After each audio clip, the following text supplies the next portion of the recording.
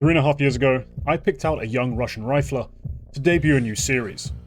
Today, Prospects is still ongoing, and that player has picked up not only an MVP, but a major winner's medal. History is repeating itself as I'm picking another young Russian rifler to be featured on Prospects and profiled for your viewing pleasure. Now, this player has had a slightly different journey through the Tier 2 space, where fame kind of had to be rooted around for. Found on a pretty obscure team, playing with a bunch of Kazakh players, Nota went quickly from notable to notorious, bragging out on Rush B alongside his twin brother and some veterans of the Tier 2 Russian space, carrying the team and showing off a lot of promise. He has now moved on to the team Amcal, a slightly bigger name and a real org, but we're going to be focusing on all the things that really made him stand out to me, as well as finding out what has changed since he's shifted into this new team.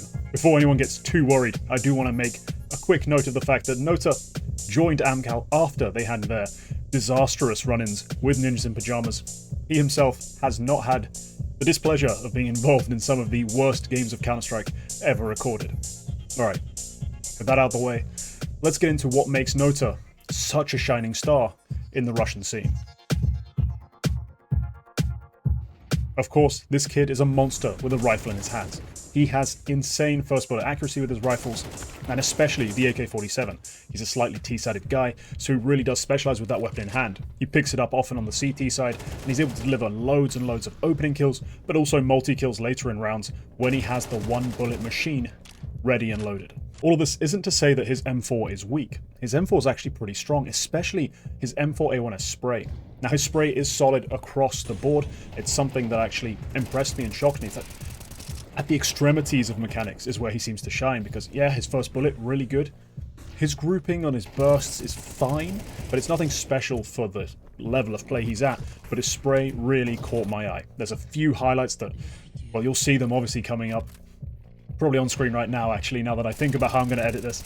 He really is an amazing sprayer. Beyond his aim and all that good stuff, we can also talk about the way he positions and rotates. He's a very fluid player. He's very willing to take a fight at one extreme of the map, then make a quick rotation, take another fight, and he's never caught out when he's having to make these big rotations into combat moments. He's not afraid to take those fights, and he does so with great success. Whilst on the T side, there's still something to be desired in terms of how he lurks or finds space when he's not just hard entrying and not fighting for openings, but on the CT side is where he is outstanding at finding the right moment to make a peek, make a rotation, and get involved in the action. One weakness you may sort of notice, or something that might catch your eye if you're looking deeper into the numbers, is his pistol round stats are a bit weird, especially now that he's transitioned to Amcal. Previously, on Rush B, it was fine.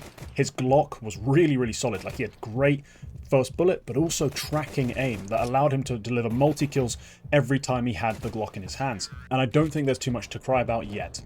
Sure, he's taking a lot more hard entry paths on this team. He's having to lead the pack. He's having to be traded, take the opening deaths, or not necessarily the opening deaths, but the first deaths on a bomb site, which I don't think is ideal, and has clearly been reflected in his numbers, which have taken a hit since joining this new squad. I do expect this to sort itself out.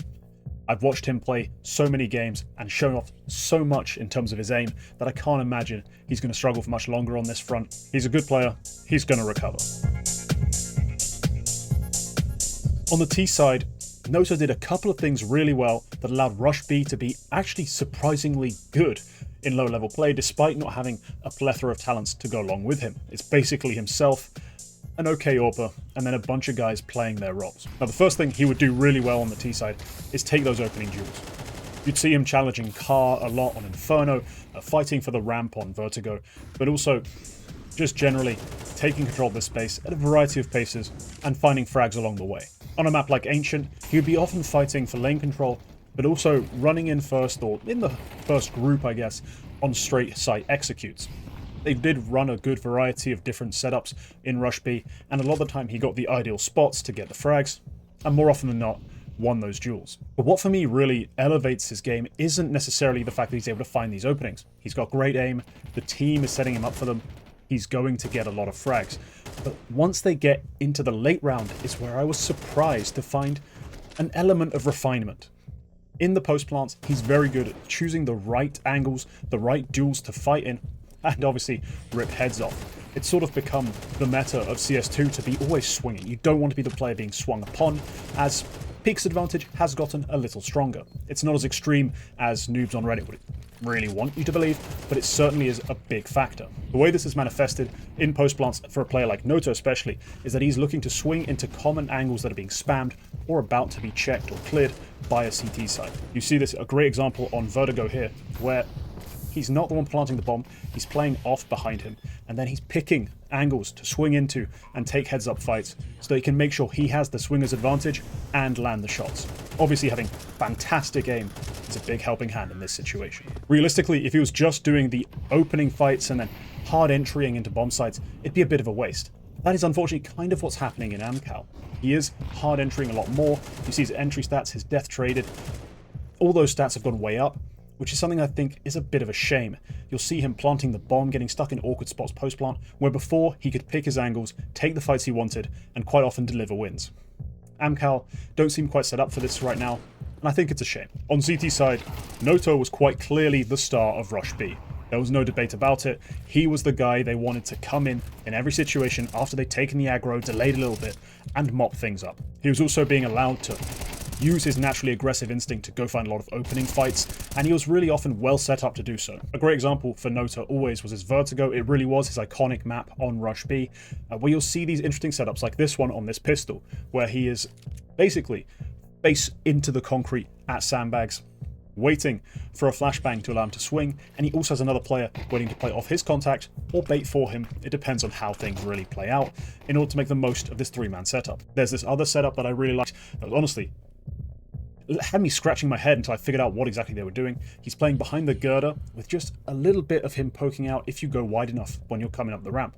The problem is if you go wide enough to spot that little bit of him that pokes out, you get shot by the players on the boost, and vice versa. You want to fight the boosters, he can swing out, get that free kill. It's a really cool little setup, and it's one of the many things that I think Rush B did well, not to really emphasize the fact that he's the star, he's going to win the round.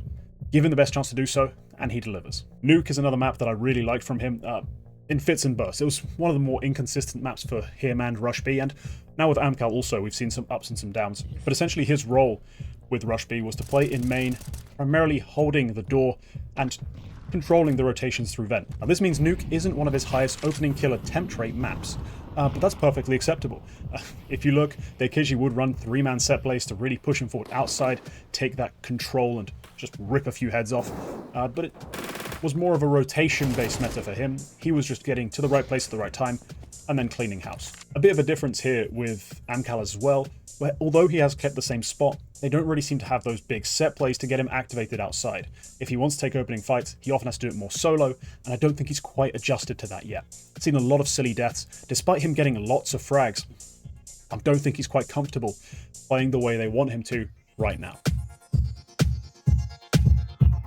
Right, let's wrap it up with the graphs.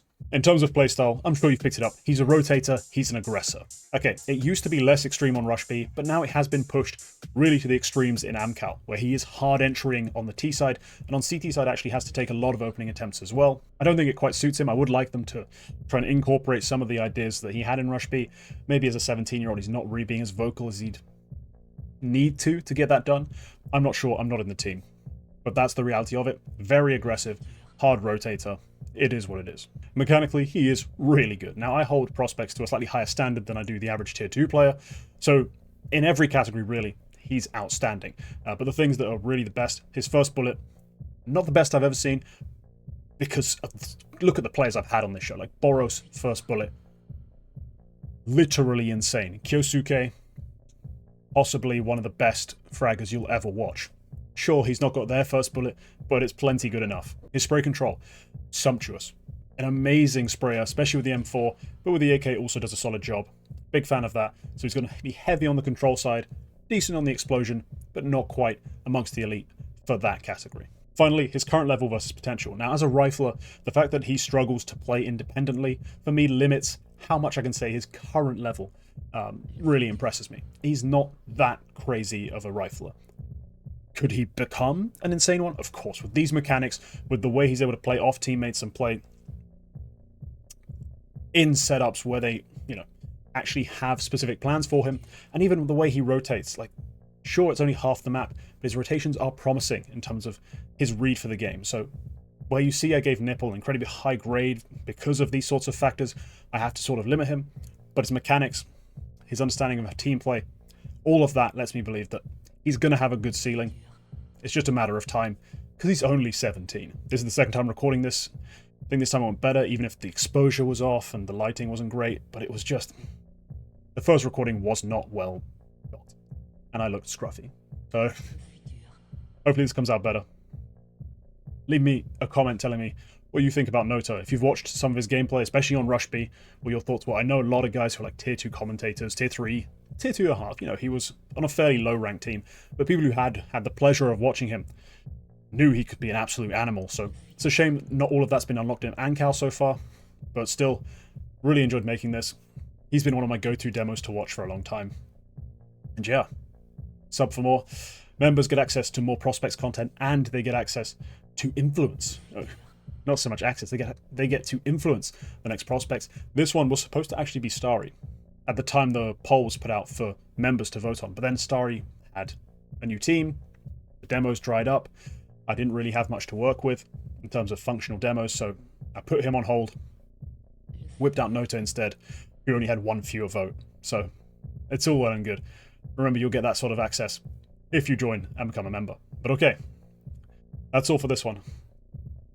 Goodbye.